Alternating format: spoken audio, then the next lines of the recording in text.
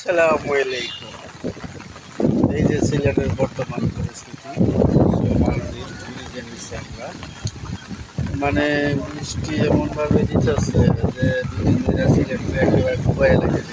ঈদের দিনের আগের থেকে শুরু হয়েছে, এখন বন্ধ বৃষ্টি দিতেছে। এই যে ঘর বাড়ি ডুবে গেছে, এই যে এইবারে ঘরে তো মানুষই নাই, সব আশ্রয় দিচ্ছে। পানি, টাঙ্গের পানি।